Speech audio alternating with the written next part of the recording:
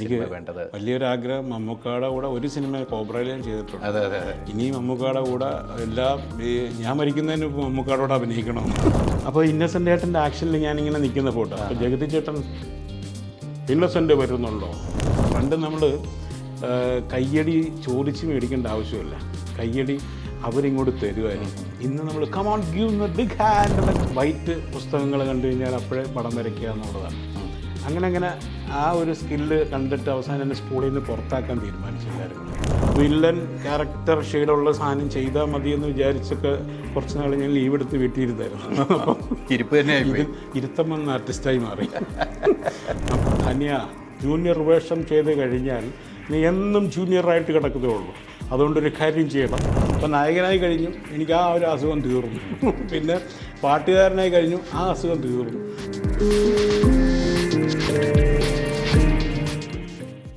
നമസ്കാരം. ഈ പറഞ്ഞതുപോലെ പ്രോഗ്രാം ഇങ്ങനെ നടന്നുകൊണ്ടിരിക്കുന്നു. ഓരോ അതിഥികൾ വരുന്നു, അതിഥികൾ നമ്മുടെ അടുത്തേക്ക് വരുന്നു.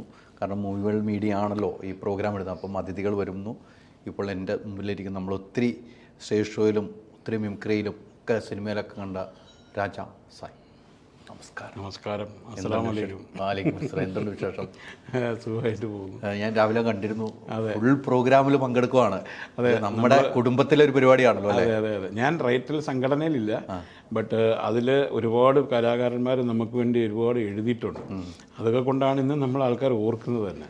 അപ്പോൾ അതുകൊണ്ട് അങ്ങനെ ഒരു നമ്മൾ ഒരു പ്രോഗ്രാം ഉണ്ട്, അവർ ഇതിങ്ങനെ ആസൂത്രണം ചെയ്തിട്ടുണ്ടെന്ന് പറഞ്ഞപ്പോൾ പെട്ടെന്ന് വേറൊരു പരിപാടിയിൽ നിന്ന് കംപ്ലീറ്റ് ചെയ്യാതെ ഓടി നേരെ ഇങ്ങോട്ടേക്ക് വന്നത്. അല്ല, നമ്മൾ സ്റ്റേജിൽ എന്തൊക്കെ ചെയ്തിട്ടുണ്ട് അതൊക്കെ എഴുതേണ്ട ഇവരാണ്. അതെ അതെ. പിന്നെ ഞാനെന്ന് പറഞ്ഞു കഴിഞ്ഞാൽ നമ്മൾ ഈ വൺ മാൻ ഷോയുടെ ഒരാളായിരുന്നു. അതിപ്പോൾ ഈ പെർഫോമൻസുകൾ ഞാൻ ചെയ്യുന്നതെന്ന് പറഞ്ഞാൽ സൗണ്ട് ഇമിറ്റേറ്റിങ്ങും അതുപോലെ ഫിഗർ ഇമിറ്റേറ്റിങ്ങും ഇങ്ങനത്തെ കുറേ സംഭവങ്ങളായതുകൊണ്ട് നമ്മൾക്ക് വായി വരുന്ന കോതയ്ക്ക് പാട്ടെന്ന് പറഞ്ഞ പോലെ സ്റ്റേജിൽ സ്പോണ്ടേനിയസ് ആയിട്ട് വരുന്ന ഈ ഇമിറ്റേറ്റ് ചെയ്യുന്ന ആർട്ടിസ്റ്റുകൾ എന്തായിരിക്കും പറയുന്നത്, ആ ഒരു സംഭവത്തിന് നമ്മൾ കൊടുക്കുന്ന ഒരു ഹ്യൂമർ സെൻസ് ഉണ്ടല്ലോ, അത് സ്പോണ്ടേനിയസ് ആയിട്ട് നമ്മൾ അവിടെ ആ സിറ്റുവേഷൻ കോമഡി എന്നൊക്കെ പറയും, അതുപോലെ വെച്ചിട്ട് ഒരു അലക്കലക്കുകയാണ് കയ്യടി മേടിച്ച് ഇങ്ങോട്ട് വന്നത്. പണ്ട് നമ്മൾ കയ്യടി ചോദിച്ച് മേടിക്കേണ്ട ആവശ്യമില്ല, കയ്യടി അവരിങ്ങോട്ട് തരുമായിരുന്നു. ഇന്ന് നമ്മൾ കമോൺ ഗിവ് ബിഗ് ഹാൻഡ് എന്നൊക്കെ പറഞ്ഞ് നല്ലൊരു കൈയ്യടി കൊടുക്കൂ എന്ന് പറഞ്ഞ് ആ ഒരു അവസ്ഥയിലേക്ക് ഇപ്പം നമ്മൾ മാറിയിരിക്കുന്നു. എനിക്ക് തോന്നുന്നു പണ്ട് താങ്കളുടെ തുടക്കകാലം ഒത്തിരി സ്റ്റേജ് ഷോ ചെയ്തിട്ടുണ്ട് അല്ലേ? ഈ പറഞ്ഞ വൺ വൺ ഷോകളാണ്. ദിവസം 17 സ്റ്റേജ് വരെ ചെയ്തിട്ടുണ്ട്. ഒരു ദിവസം രാഷ്ട്രീയ പ്രോഗ്രാമിലും അതുപോലെ ഇപ്പോൾ അടുത്ത ഇടയ്ക്കും തന്നെ ഒരു രാഷ്ട്രീയ ബേസ് ചെയ്തിട്ടൊരു പാർട്ടിക്ക് വേണ്ടിയിട്ട് നമ്മൾ പ്രോഗ്രാം ചെയ്ത ഒരു ദിവസം 6 സ്റ്റേജിൽ ഇങ്ങനെ പൊയ്ക്കൊണ്ടിരിക്കുകയാണ്. സ്റ്റേജ് ഇന്നും നമ്മളെ ഒരു ഹരമാണ്, ഇന്നും എന്നും. അല്ല, താങ്കളൊക്കെ വരവ് ഇപ്പം ഈ മിമിക്രി മേഖലയിലേക്ക് ഈ തുടക്കം എങ്ങനെയായിരുന്നു? സ്കൂളിൽ ശരിക്കും ഞാൻ ചിത്രരചനയിലൂടെയാണ് ഞാൻ എൻ്റെ ആദ്യത്തെ സ്കില്ല് പുറത്തു കൊണ്ടുവരുന്നത്. ചിത്രരചനയിൽ ഞാൻ എല്ലാ പുസ്തകങ്ങളിലും വരച്ചു വെക്കും, ടെക്സ്റ്റ് ബുക്കിൽ, നോട്ട് ബുക്കിൽ. ഇതങ്ങോട്ട് കൂടി കവിഞ്ഞിട്ട് അവസാനം എൻ്റെ കൂട്ടുകാരന്മാർ പുസ്തകങ്ങൾ കൊണ്ടുവരിക, അവർക്കൊക്കെ ചിത്രകഥ വരച്ചു കൊടുക്കുക. കംപ്ലീറ്റ് എല്ലാ നമ്മുടെ ക്ലാസ് റൂംസിലെ മിക്കതും ടീച്ചേഴ്സ് എടുത്ത് വെച്ച് നോക്കുമ്പം അതിനകത്തൊരു പടം കാണും. നീ വലിയ വരപ്പുകാരനായോ? നോക്കുമ്പോൾ എല്ലാത്തിനും വരപ്പ്. ഇതാരാടാ ഇത് വരച്ചുകൊണ്ടിരിക്കുന്നതെന്ന് ചോദിച്ചാൽ ലാസ്റ്റ് നോക്കുമ്പോൾ അത് യഥാർത്ഥ പ്രതിയെ കണ്ടുപിടിച്ചു. അവസാനം ഞാനായിരുന്നു ഇതിൻ്റെയൊക്കെ പിന്നിൽ. ക്ലാസ് റൂമിൽ എല്ലാ പുസ്തകത്തിനകത്തും പല പല ചിത്രങ്ങളും, മോഹൻലാലും മമ്മൂട്ടി, ബാബു ആൻ്റണി, അതുപോലെ ത്യാഗരാജൻ, ന്യൂഡൽഹിയൊക്കെ നമ്മൾ ആ സമയത്തൊക്കെ അപ്പം പെട്ടെന്ന് വരച്ച് ചില ചിത്രകഥകളിലൂടെയാണ് നമ്മൾ ഇങ്ങനെ കൊണ്ടുവരുന്നത്. അപ്പോൾ ഇത് അവർക്ക് ഭയങ്കര ഹരമായിരുന്നു നമ്മൾ ഇങ്ങനെ ചെയ്ത്. ഞാനാണെങ്കിൽ അതിൻ്റെ അപ്പുറത്ത് ഇതിങ്ങോട്ട് മേക്ക് ചെയ്ത് സിനിമ പോസ്റ്റർ പോലെ ഉണ്ടാക്കിയിട്ട് നോട്ട് ബുക്കിൻ്റെ വൈറ്റ് പുസ്തകങ്ങൾ കണ്ടു കഴിഞ്ഞാൽ അപ്പോഴേ പടം വരയ്ക്കുക എന്നുള്ളതാണ്. അങ്ങനെ ആ ഒരു സ്കില്ല് കണ്ടിട്ട് അവസാനം എന്നെ സ്കൂളിൽ നിന്ന് പുറത്താക്കാൻ തീരുമാനിച്ചു എല്ലാവരും കൂടെ. അവസാനം അത് ഓവർകം ചെയ്ത് ഞാൻ ആ സ്കൂളിൽ നിന്ന് എൻ്റെ പ്രിൻസിപ്പൾ തന്നെ ഇത് കണ്ടുപിടിച്ചിട്ട് പറഞ്ഞു, ഇവനെ നമുക്ക് വേറൊരു ലെവലിലേക്ക് കൊണ്ടുവരണമെന്ന്. അങ്ങനെ അതായത് ആ ഒരു സ്കൂളിൽ ചിത്രരചന മറ്റ് സംഭവങ്ങൾക്കെല്ലാം നമ്പർ 1 ആയിട്ട് നമ്മളെ കൊണ്ടുവന്ന ഒരു മിസ് ജോൺ എന്ന് പറഞ്ഞൊരു കന്യാസ്ത്രീ മിസ് ഉണ്ടായിരുന്നു. ആ മിസ് ആദ്യം എനിക്കൊരു വലിയ പുസ്തകം മേടിച്ചു തന്നു. നീ ഇഷ്ടമുള്ളതെല്ലാം ഇതിനകത്ത് വരച്ചു, വേറൊരു പുസ്തകത്തിൽ നീ വരയ്ക്കരുത്, ഇവിടെ എന്തോടെ തുടങ്ങുകയാണ് നിന്റെ കലാകാരൻ. ഇപ്പം നീ വെറും ഒരു പിന്നെ സ്ട്രീറ്റ് പിന്നെ പടം വരപ്പുകാരനെ പോലെ അങ്ങനെ ഇരുന്ന് ഇത് ചെയ്യുന്നു. നിൻ്റെ പടങ്ങൾ എല്ലാവരും അറിയണം, കാണണം എന്ന് പറഞ്ഞ് സ്കൂളിൻ്റെ ഒരു അഭിമാനമായിട്ട് മാറുന്ന ആ മിസ് ഒരു ആർട്ടിസ്റ്റായിരുന്നു. ഓഹോ. അതുകൊണ്ടാണ് എനിക്ക് അങ്ങനെ ഒരു ബുദ്ധി പുള്ളിക്കാരത്തി ചെയ്തതെന്ന്. മരിച്ചുപോയി. ഇപ്പോഴും നമ്മുടെ ടീച്ചേഴ്സ് ഡേക്ക് ഞാൻ ടീച്ചറിനെ കുറിച്ച് എന്തെങ്കിലും ഒരു 2 വാക്ക് എഴുതാറുണ്ട്. അപ്പം അങ്ങനെ അവിടെ നിന്ന് തുടങ്ങി ഒരു സീറോ ആയി കിടന്ന് എന്നെ ഹീറോ ലെവലിലേക്ക് എൻ്റെ സ്കൂളിലേക്ക് 2 പ്രാവശ്യം ഞാൻ മുകേഷ് ഏട്ടൻ, സുരേഷ് ഗോപിയൊക്കെ പഠിച്ച സ്കൂളിൽ അന്ന് ഇവരൊക്കെ സ്റ്റാറായിട്ട് വരുമ്പോൾ ഞാൻ നോക്കി ഇതിന് ബൊക്കെയൊക്കെ കൊടുത്ത് ഇങ്ങനെ അവരെ കണ്ട് ഇതാക്കിയിട്ടുണ്ട്. അങ്ങനെ തോന്നിയ ഒരു അട്രാക്ഷനാണ് സിനിമ എന്ന് പറഞ്ഞത്. പിന്നെ അവിടെ ഈ പറഞ്ഞതുപോലെ നമ്മൾ അറിയപ്പെടുന്നൊരു കലാകാരനായിരുന്നു വിജയ് ബാബു ഒക്കെ നമ്മുടെ തൊട്ടടുത്ത ബാച്ചാണ് കേട്ടോ. ഞങ്ങൾ ആ ബാച്ചാണ്, പക്ഷെ ഞാൻ ഡിവിഷൻ വേറെ ആണെന്നുള്ളൂ. നിങ്ങളെല്ലാം കൊല്ലംകാരാണോ? കൊല്ലത്ത്.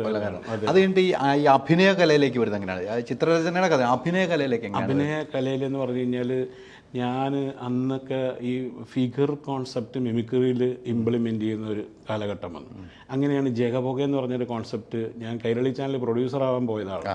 അതിൽ നിന്ന് നമ്മൾ ലാസ്റ്റ് തീരുമാനം എടുത്തു, ഇൻഡിപെൻഡൻ്റ് ആയിട്ട് നിന്നാൽ എല്ലാ ചാനലിലും വർക്ക് ചെയ്യാം, ഒരു ചാനലിൽ മാത്രം സ്റ്റിക്ക് ഓൺ ആവേണ്ട, ബാക്കിയുള്ളതിലൊക്കെ നമുക്കൊന്ന് സ്പ്രെഡായി നിൽക്കാം. അപ്പോൾ ഇത്രയും ചാനലെന്ന് പറഞ്ഞാൽ ആകെ സൂര്യ TV, കൈരളി TV വരുന്നു, പിന്നെ നമ്മുടെ ഏഷ്യാനെറ്റ്, ദൂരദർശനിൽ നിന്നാണ് ഞാൻ തുടങ്ങുന്നത് ശരിക്കും ചാനൽ പരിപാടികൾ. അങ്ങനെ അവിടെ നിന്ന് സ്റ്റാർട്ട് ചെയ്ത് വന്ന സമയത്താണ് ഈ ഒരു ഇതിലേക്ക് വരുന്നതും ചാനലിലേക്ക് കയറുന്നതും. പിന്നെ ഞങ്ങൾ ഇതൊരു കോൺസെപ്റ്റായിട്ട് ജഗപൊക എന്ന് പറഞ്ഞൊരു സാധനം ഉണ്ടാക്കി. അതിൽ നിന്ന് ഒരുപാട് കലാകാരന്മാരെ സ്റ്റേറ്റ് അവാർഡ്, നാഷണൽ അവാർഡ് വരെ മേടിക്കുന്ന നമ്മുടെ സുരാജിനെ വരെ സമ്മാനിക്കാൻ നമുക്ക് സാധിച്ചു എന്നുള്ളതാണ് ഏറ്റവും വലിയൊരു അഭിമാനം. മിമിക്രിയിൽ ഇത്ര മുത്തുകളുണ്ടെന്നുള്ളത് നമുക്ക് ഈ പറഞ്ഞ ഒരു മൾട്ടി ടാലൻറ്റഡ് കലയാണ് മിമിക്രി എന്ന് പറയുന്നത്. അതുകൊണ്ടാണ് ഞാൻ ഇന്ന് മിമിക്രി എന്ന് പറയുമ്പോൾ നമുക്കതൊരു ഹരമായി. സുരാജിനും ഇപ്പോഴും ആ ഒരു ഹരം വിട്ടു മാറിയിട്ടുണ്ട്. മിമിക്രിക്കാർക്ക് എല്ലാ ടൈപ്പ് സാധനം ഇംപ്ലിമെൻ്റ് ചെയ്യാൻ പറ്റും. താളബോധം ഉണ്ടാവും. ഇപ്പോൾ ഡാൻസിൻ്റെ കാര്യത്തിലാണെങ്കിലും വരപ്പിൻ്റെ കാര്യത്തിൽ മിക്ക ആർട്ടിസ്റ്റുകളെ ശ്രദ്ധിച്ചു നോക്കും, അവരെല്ലാവരും വരയ്ക്കാറുണ്ട്. കോട്ടൺ നസീർ ഗംഭീര പിന്നെ ഫൈൻ ആർട്സ് കോളേജിൽ പഠിച്ച ഒരാളാണ്. നമ്മൾ പഠിക്കാതെ ഇങ്ങനത്തെ സംഭവങ്ങൾ ഈ പറഞ്ഞ വരയും കാര്യങ്ങളും ഒക്കെ. പിന്നെ നമ്മുടെ ബൈജു ജോസ് ആവട്ടെ, അങ്ങനെ ഒരുപാട് ആർട്ടിസ്റ്റുകൾ, സിനാജ് എന്നൊക്കെ പറഞ്ഞാൽ അസാധ്യ വരപ്പുകാരാണ്. അപ്പോൾ അതൊക്കെ ഒരു എന്താ പറയുക, ഒരു മൾട്ടി ടാലൻറ്റഡ് പേഴ്സൺസ് ആണ്.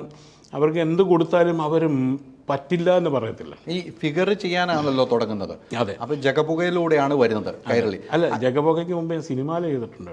ശരിയാണ്, സിനിമാല. ശരി, ഏഷ്യാനെറ്റ് സിനിമാലയിൽ നിങ്ങൾ ആ ഫിഗർ നമ്മൾ ചെയ്യാമെന്നൊരു കണ്ടെത്തിയ ഒരാളുകളുണ്ടല്ലോ. അപ്പം നമുക്ക് സ്വയം തോന്നുകയാണ് ഇപ്പം എനിക്കിവിടെ ഇരുന്നൊന്ന് ചെയ്യാം, പക്ഷെ നമ്മൾ കണ്ടെത്തുന്ന ആളുകളുണ്ടാവും. അങ്ങനെ കണ്ടെത്തിയ ആളുടെ പേര് പറയാൻ, ആരുടെ പേര് പറയും? സാബു എന്ന് പറഞ്ഞ എൻ്റെ ഒരു കസിനുണ്ട്, എൻ്റെ മൂത്തപ്പട മോനാണ്. ഞങ്ങൾ റാംജി റാവ് സ്പീക്കിംഗ് എന്ന് പറഞ്ഞ സിനിമ ഞാനൊരു 10-16 പ്രാവശ്യം കണ്ടു. അപ്പോൾ തിയേറ്ററിൻ്റെ തൊട്ടടുത്താണ് എൻ്റെ ഈ പറഞ്ഞ ഈ സാബുവിൻ്റെ വീടും ഷെരീഫ് എന്ന് പറഞ്ഞ ക്ലാസ്മേറ്റിൻ്റെ വീടും. ഞങ്ങളവിടെ പോയിരിക്കുമ്പോൾ ഈ സിനിമ ഇത്രയും പ്രാവശ്യം കണ്ടിട്ടും പിന്നെ ഈ ശബ്ദരേഖ കേട്ടുകൊണ്ടിരിക്കും. അപ്പോൾ ഈ ഇന്നസെൻറ്റിൻ്റെ ആക്ഷൻ മറ്റേവൻ്റെ ഇത് കാണുമ്പോഴത്തേക്ക് സാബു ഇടയ്ക്കിടയ്ക്ക് ഇങ്ങനെ സാബു ഇങ്ങനെ ഒരു ആക്ഷൻ കാണിച്ചത് തുടങ്ങുന്ന കണ്ടപ്പോഴത്തേക്കാണ് ഇന്നസെന്റ് ഏട്ടൻ്റെ ഒരു ആക്ഷൻ ഇവന്റെ ഫേസിൽ കിടപ്പുണ്ടല്ലോ എന്ന് ഞാൻ ആദ്യം കാണും. സാബു. അപ്പൊ സാബു ഇത് ചെയ്തപ്പോഴത്തേക്ക് മുതൽ പിന്നീട് ഞാൻ അവനെ ഒബ്സർവ് ചെയ്തു.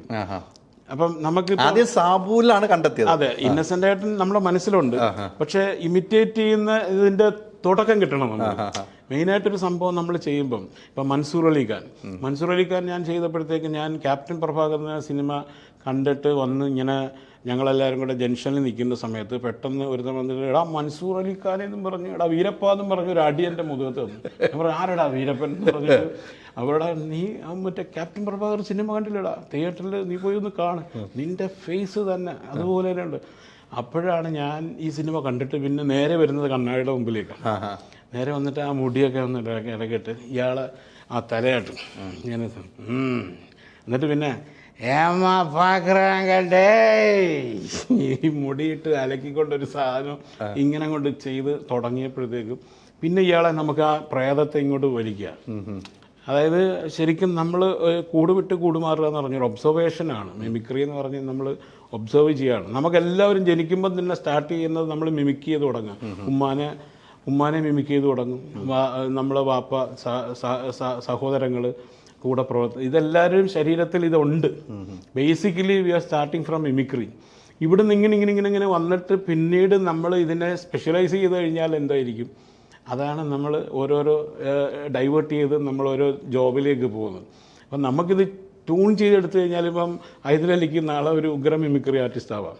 അപ്പോൾ എല്ലാ ടാലൻറ്റോടു കൂടി തന്നെയാണ് മനുഷ്യൻ ജനിക്കുന്നത്.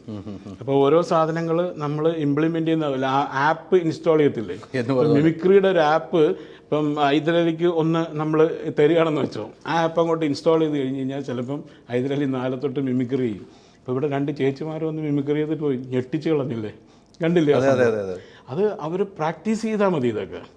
പിന്നെ അത് എത്രത്തോളം ടാലൻ്റ് ഉണ്ടോ ആ ഒരു സ്കില്ല് ഡെവലപ്പ് ചെയ്ത് വരും തനിയെ. ഈ സാബുവിൽ കണ്ട് ഇന്നസെന്റും കണ്ടു, മൻസൂർ അലിഖാനിലേക്ക് മൻസൂർ അലിഖാൻ മാത്രമല്ല, അല്ല അതിലേക്ക് മാറുന്നു ആദ്യമേ പിന്നീട് മറ്റുള്ളതിലേക്ക് മാറുന്നു. ആദ്യം ചെയ്ത സ്റ്റേജ് ഷോ ഏതാണ്? സ്റ്റേജ് ഷോ നമ്മൾ ചാനൽ മാറ്റി നിർത്തുക. ആദ്യമായിട്ട് ചെയ്ത സ്റ്റേജ് ഷോയിൽ അത് എനിക്ക് തോന്നുന്നു എൻ്റെ ഇപ്പം നിലമ്പൂർ MLA PV അൻവർ എന്ന് പറയുന്നത് എൻ്റെ പെങ്ങളുടെ ഭർത്താവാണ്.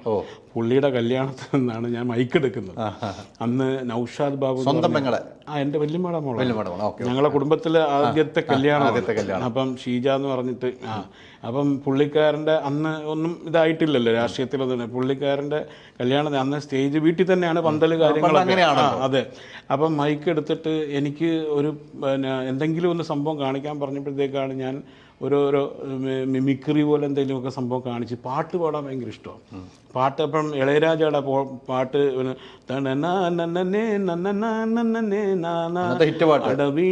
വീട്ടുക്ക് വാസപ്പടി വേണം താങ്കളതൊക്കെ തെരികിടത്തെ ആ പാട്ട് ജസ്റ്റ് ഒന്ന് മൂളി തുടങ്ങി.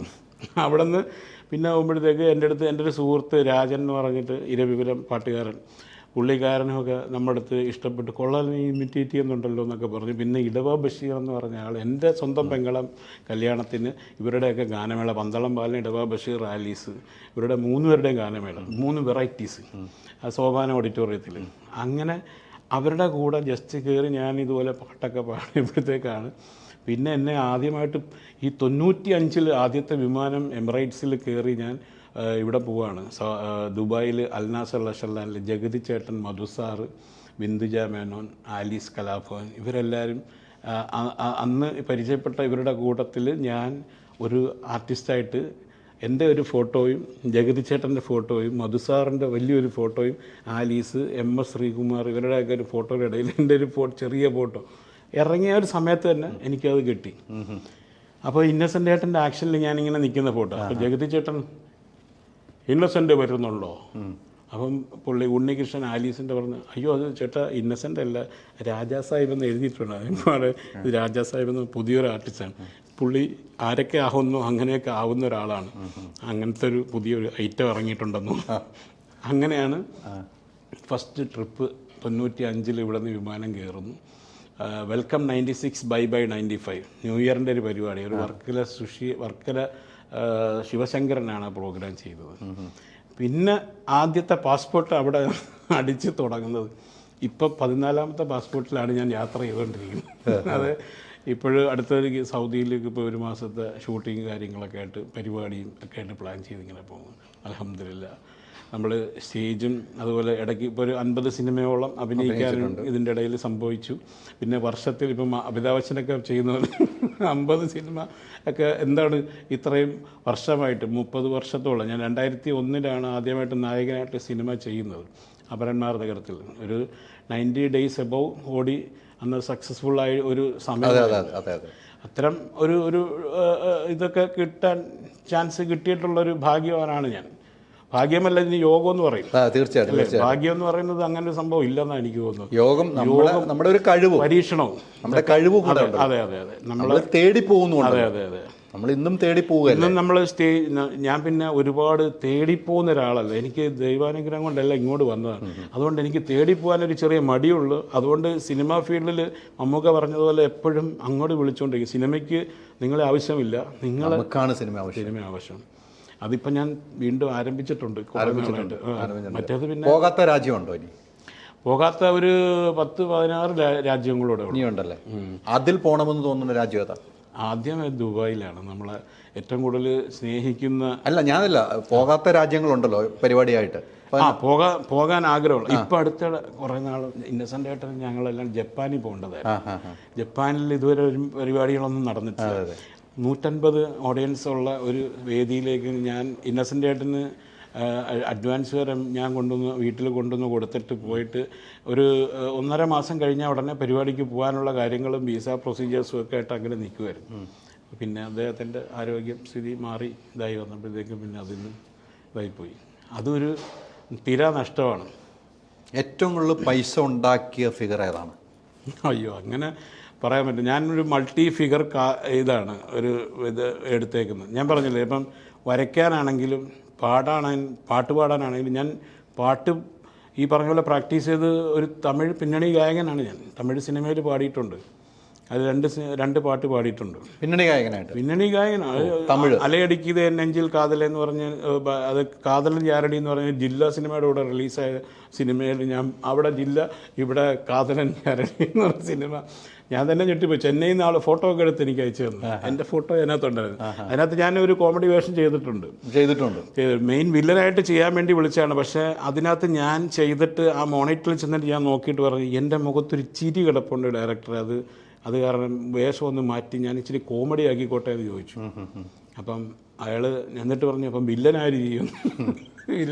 ഞാൻ പറഞ്ഞു, സാറ് തന്നെ ചെയ്തോ, മൂഞ്ചിയിൽ പാത്ത ഒന്നും വേണ്ട, ചുമ്മാ ഒന്ന് നിന്നാൽ മതി, ആ വില്ലനിസം നിങ്ങളുടെ മുഖത്ത് കിടപ്പുണ്ട്, നിങ്ങൾ ബിഹേവ് ചെയ്താൽ ഞാൻ വന്നിട്ട് ഒന്ന് ഡയറക്റ്റും ചെയ്തോളാം എന്ന് പറഞ്ഞു. ബാക്കി കറക്റ്റായിട്ട് സംഭവം പുള്ളി ചെയ്ത് ഭയങ്കര ഗംഭീരമായി. പുള്ളി ഈ മുഖത്തൊക്കെ ഒരു ക്രൂര മുഖമുള്ളൊരു മനുഷ്യനാണ്. ആൾ വെറും സാധുവാണ്. പേരെന്താന്ന് വെച്ചാൽ ശശി എന്ന് പറയുന്ന പോലെ ആള് ഭയങ്കര ശുദ്ധമാണ്. പക്ഷെ സൗണ്ടൊക്കെ ഇതൊക്കെ ചെയ്ത് ഡബ് ചെയ്ത് പുള്ളിയെ പോലെ എന്നടാ അപ്പടി പോക്കറേ, അപ്പം ആ മാതിരിയൊക്കെ സാധനം വേണമല്ലോ. ഇച്ചിരി ഹൈപ്പറായിരിക്കണം തമിഴ് സിനിമയിലൊരു കഥാപാത്രം ചെയ്യുമ്പോൾ, പ്രത്യേകിച്ച് വില്ലന്മാരാണല്ലോ. അപ്പം എനിക്ക് അത്ര കൊണ്ട് ഓവർ ആക്ട് ചെയ്യാൻ പറ്റുന്നില്ല ഈ ക്യാരക്ടർ ചെയ്തപ്പോഴത്തേക്ക്. അതാ നാഗ എന്നും പറഞ്ഞൊരു ക്യാരക്ടർ.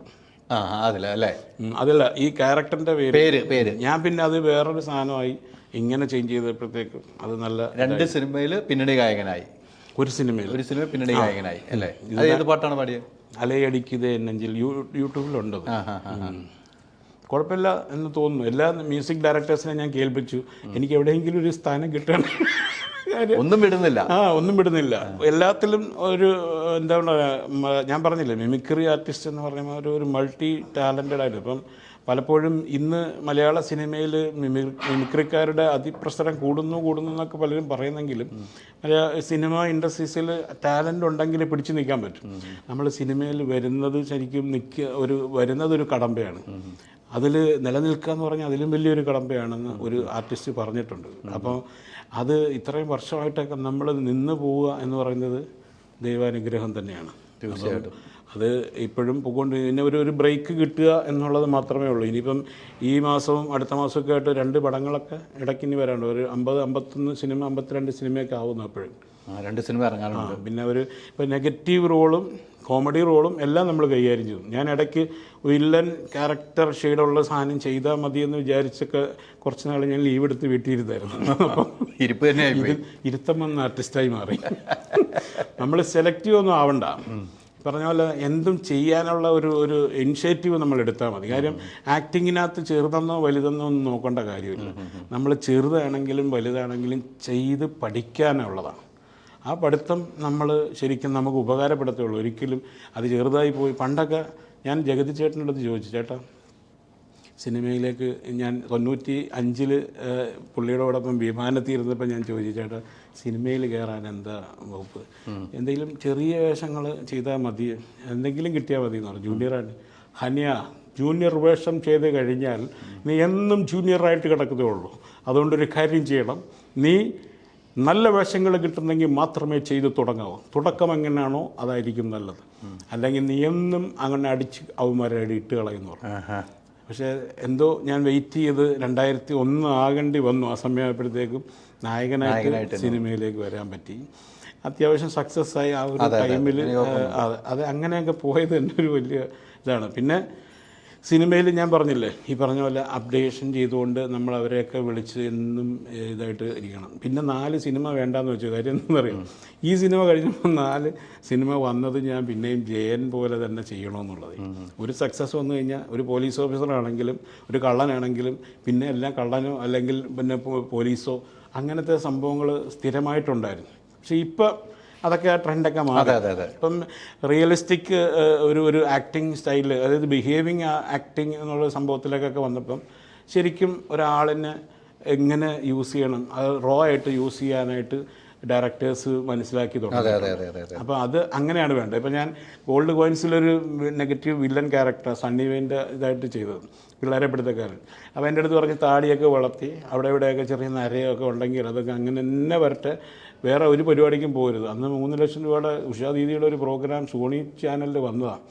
ഒറ്റ ദിവസം കൊണ്ട് ഒരു 2 മണിക്കൂറത്തേക്ക് 3 ലക്ഷം രൂപ കിട്ടുമായിരുന്നു. അന്ന് നമ്മളത് വേണ്ടാന്ന് വെച്ചിട്ട് ഈ സിനിമയ്ക്ക് വേണ്ടി നമ്മൾ ചെയ്തു. പിന്നെ ആ സിനിമ ബ്രേക്ക് കൂടെ ആവണം, എങ്കിലേ നമുക്കൊരു അടുത്ത സിനിമയിലേക്കുള്ള കൂടുതൽ ഇത് കിട്ടത്തുള്ളൂ, ചാൻസസ്. അപ്പോഴങ്ങനെയാണ്. ഏറ്റവും കൂടുതൽ സ്റ്റേജിൽ പാടി കയ്യടി മേടിച്ച പാട്ട് ഏതാണ്? SP ബാലസുബ്രഹ്മണ്യത്തിൽ. കണ്ടില്ലേ? SP ബാലസുബ്രഹ്മണ്യം ഞാൻ പാട്ടുകാർ ഈ ഇമിറ്റേറ്റ് ചെയ്യാറുണ്ടായിരുന്നു. അപ്പം ഒരിടയ്ക്ക് മിമിക്രിയിലെ ഫിഗർ കൺസെപ്റ്റിൻ്റെ കൂടെ ഓരോ സമയത്ത് മാറി വരുമ്പം നമ്മൾ അതിൽ SP ബാലസുബ്രഹ്മണ്യൻ്റെ ഒരു വലിയ ഫാനുമാണ്. അപ്പം പാട്ടുകാരനാകണമെന്ന് മോഹമായിരുന്നു എനിക്ക് ശരിക്കും ഞാൻ പറഞ്ഞില്ലേ. പിന്നീട് നോക്കിയപ്പം പാട്ടുകാരെണ്ണം ഭയങ്കരമായിട്ട് കൂടുന്നു. അന്ന് സ്റ്റാർ സിംഗറൊക്കെ വന്നിട്ട് ഒരുപാട് പാട്ടുകാരെങ്ങനെ ഒരു ഇതായിട്ട് വന്നുകൊണ്ടിരിക്കുക. അപ്പോൾ അവിടെ സ്ഥാനമില്ലെന്ന് മനസ്സിലായി. പുതിയ പാട്ടുകാർക്ക് അവസരം കൊടുക്കും, നമ്മളൊന്നും പഠിക്കാത്ത പാട്ടുകാരന്. അപ്പോഴാണ് ഇങ്ങനെ ഒരു എൻ്റെ ആഗ്രഹങ്ങൾ കഴിയുമ്പോൾ ഞാനങ്ങോട്ട് സൈലൻ്റ് ആവും. അപ്പം നായകനായി കഴിഞ്ഞു, എനിക്ക് ആ ഒരു അസുഖം തീർന്നു. പിന്നെ പാട്ടുകാരനായി കഴിഞ്ഞു, ആ അസുഖം തീർന്നു. പിന്നെയും നമ്മൾ ഇതിനകത്ത് അതായത് ഇനിഷ്യേറ്റീവ് എടുത്തുകൊണ്ടേ ഇരിക്കണം. അതാണ് നമുക്ക് ശരിക്കും ഈ ഒരു ഫീൽഡിൽ വേണ്ട ഒരു അത്യാവശ്യ ഘടകം എന്ന് പറഞ്ഞാൽ ആ ഒരു വർക്ക് നമ്മൾ സ്റ്റോപ്പ് ചെയ്യരുത് എന്നുള്ളതാണ്. പിന്നെ ഈ പറഞ്ഞ പോലെ നമ്മൾ ഭാഗ്യം ഉണ്ടെങ്കിൽ ഈ പറഞ്ഞ പോലെ വന്നുകൊണ്ടിരിക്കും എന്നുള്ള പറഞ്ഞത്. അപ്പം SP ബാലസുബ്രഹ്മണ്യത്തിൻ്റെ ഡയലോഗ് കൂടെ പറയാം. இது மூச்சு விடாமல் பாடுற பாட்டு சொன்னாங்க. It is humanly impossible to sing a song like this without taking a breath. நான் இந்த படி ஏறி வந்தப்போதே மூச்சு வாங்கிறது 4-5 பாட்டு பாட அப்புறம் மூச்சு வாங்கி தான் பாடுவேன்.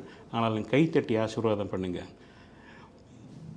வரும் வழியில் பனிமழையில் பருவநிலா தினம் நனையும், முகலெடுத்து முகம் துடைத்து பிடியும் வரை நடைப்பழகும், நீலவானிலே வெள்ளி ஓடைகள் போடுகின்றதே எண்ணெய் ஜாடைகள், நின்வெளியில் விதத்தது யார் நவமணிகள், இளைய நிலா பொழிகிறதே, புலா போகும் மேகம் கனா காணமே, விழா காலமே வானமே.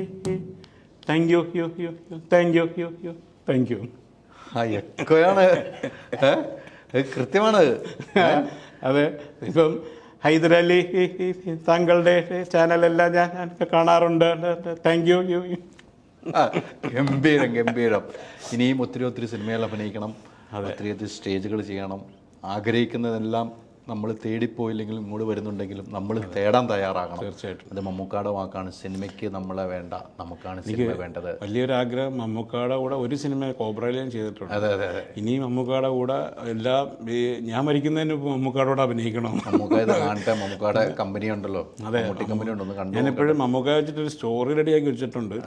എല്ലാം ഒന്ന് കേൾക്കാൻ തയ്യാറായാൽ നല്ലൊരു സംഭവം നമ്മൾ ഡയറക്റ്റ് ചെയ്യും എന്നുള്ള ഒരു ആഗ്രഹത്തിലിരിക്കുകയാണ്. അതാണ് എല്ലാവർക്കും അവസരം കൊടുക്കുന്ന ഒരു വ്യക്തിയാണ്. അതെ. അവസരം കൊടുക്കുന്ന ആളാണ് അദ്ദേഹത്തിന്. ആ ഒരു എന്താണ് ഒരു മനസ്സ് ഭയങ്കര ഒരു ന്യൂ കമേഴ്സ് ആയിട്ടുള്ളവർക്കൊക്കെ ചാൻസസ് കൊടുക്കാൻ ഒരാളുള്ളത് ഭയങ്കര അനുഗ്രഹമാണ്. പുതിയ ക്രിയേറ്റിവിറ്റി നമുക്ക് പുതിയ സംഭവങ്ങൾ കാണാൻ പറ്റുന്നുണ്ട്. അതാണ് നമുക്ക് വേണ്ടത്. എല്ലാവരും അങ്ങനെ ഒരു മനസ്സുണ്ടെങ്കിൽ നമുക്കും ഈ പറഞ്ഞ പോലെ ഒരു നാളെ ഒരു പരീക്ഷണത്തിന് ശരിയാവാം. തീർച്ചയായിട്ടും ആ ആഗ്രഹങ്ങൾ നടക്കട്ടെ. ഒത്തിരി സന്തോഷം. ഈ സമയത്ത് നമ്മളോട് സഹകരിച്ച തിരക്കുകളാണ്, പ്രോഗ്രാം നടന്നുകൊണ്ടിരിക്കുന്നു. ഇനിയും പ്രോഗ്രാം കാണാനുണ്ട്. ഒത്തിരി സന്തോഷം. മിന്നും താരത്തിലൂടെ ഒരുപാട് പുതിയ ആർട്ടിസ്റ്റുകളെ കണ്ടെത്താൻ സാധിച്ചു കൊണ്ടിരിക്കുന്നു. അവരുടെ പരിപാടികളിലൂടെ ഞാൻ കണ്ട കുറേയോളം ആളുകൾ പങ്കെടുക്കുന്നു. ഗംഭീര. നമ്മൾ ചെയ്യുന്ന സമയത്തെന്ന് പറഞ്ഞു കഴിഞ്ഞാൽ ഞങ്ങൾക്ക് കുറച്ച് പേര് 1 മാൻ ഷോസ് മാത്രമേ ഉണ്ടായിരുന്നുള്ളൂ. ഞാനാണ് ആദ്യമായിട്ട് എനിക്ക് തോന്നുന്നൊരു റിയാലിറ്റി ഷോ ഒരു പ്രോഗ്രാം ഞാൻ സൂര്യ ടി വിയിൽ കൊണ്ടുവന്നു. മിമിക്സ് ടാലൻ്റ് എന്നായിരുന്നു എൻ്റെ പേര്. അപ്പോൾ അതിനകത്ത് നമ്മൾ അറിയപ്പെടുന്ന നമ്മുടെ സുഹൃത്തുക്കളായിട്ടുള്ള കുറച്ച് കോമഡി പ്രസൻറ്റേഴ്സിനെ കൊണ്ടുവന്ന് 2 പേരെ ഒരു ടീമാക്കിയിട്ട് 3 ടീം വെച്ചിട്ട് ഞാനും അബീഗയും കൂടാണ് ആ പ്രോഗ്രാം ചെയ്തത്. അപ്പോൾ ആ പ്രോഗ്രാം ചെയ്ത സമയത്ത് ഇവർ കോമഡി കളിക്കും, പിന്നെ ഓരോ റൗണ്ടായിട്ട് നമ്മൾ സംഭവം ചെയ്യും. ഒരു റൗണ്ടിൽ കോമഡി, ഒരു റൗണ്ടിൽ സ്റ്റാർ ഇമിറ്റേറ്റിംഗ്, ഒരു റൗണ്ടിൽ ഫാൻസി റൗണ്ട് എന്ന് പറഞ്ഞിട്ട് അവർക്ക് വേഷം കിട്ടി എന്ത് ടൈപ്പ് സംഭവം, അങ്ങനെ ഒരു കോൺസെപ്റ്റ് കൊണ്ടുവന്ന് ആദ്യമായിട്ട് ആ സാധനം ക്ലിക്കായ ഒരു ക്രിസ്മസിൻ്റെ സ്പെഷ്യൽ ഡേ പ്രോഗ്രാമായിട്ടായിരുന്നു ആ ഷോ നടത്തിയത്. പിന്നീട് നമുക്ക് തുടർന്ന് അങ്ങനെ ഒരു ഷോ പിന്നെ ചെയ്യാൻ അവർക്ക് ഈ ഇമിറ്റേറ്റ് ചെയ്യുന്ന സാധനം മാത്രമേ എല്ലാവരും ചെയ്യുന്നുള്ളായിരുന്നു.